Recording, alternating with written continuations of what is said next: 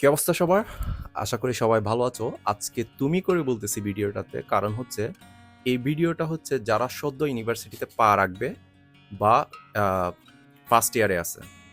So আমি আজকে cover করব এই কোয়েশ্চেনটা, "what should I do during my first year of university?"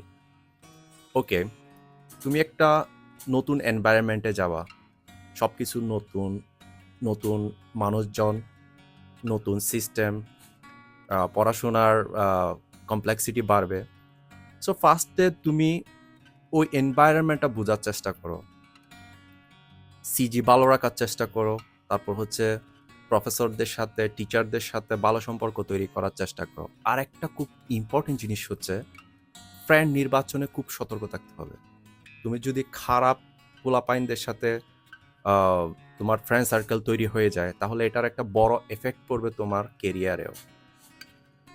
So friend নির্বাচনের ক্ষেত্রে সতর্ক থাকতে হবে। দেন হচ্ছে ইউনিভার্সিটিতে যেই ইয়াগুলো আছে, রিসোর্সেসগুলো আছে, ওগুলা ইউটিলাইজ করার চেষ্টা করো। ফার্স্ট ইয়ার থেকে কয়েকটা ক্লাবে জয়েন হয়ে থাকো। সেটা হতে পারে robotics club, programming club, art club, music club. তুমি ফার্স্ট ইয়ারে যখন ঢুকবা, সদস্য হিসেবেই ঢুকবা। কিন্তু যখন ১ ইয়ার, ২ ইয়ার বা ১-২ সেমিস্টার যাবে, হয়তো তুমি একটা লিডিং পজিশন পাবা।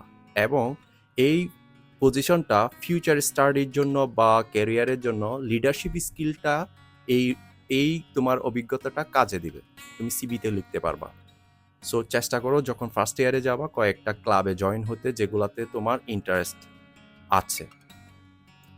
দেন আসি হচ্ছে সিনিয়রদের সাথে তোমার সখ্যতা তৈরি করা খুবই জরুরি বলে মনে করি। কারণ হচ্ছে তুমি একটা ইনফরমেশন বা একটা সিস্টেম বুঝতে যত সময় লাগবে, তুমি একটা সিনিয়র বা মেন্টরের যদি এই গাইডলাইনটা পাও, তোমার লাইফ তুলনামূলক ইজি হয়ে যাবে ওই সিস্টেমটা বুঝতে, ওই এনভায়রনমেন্টটাতে সারভাইভ করতে।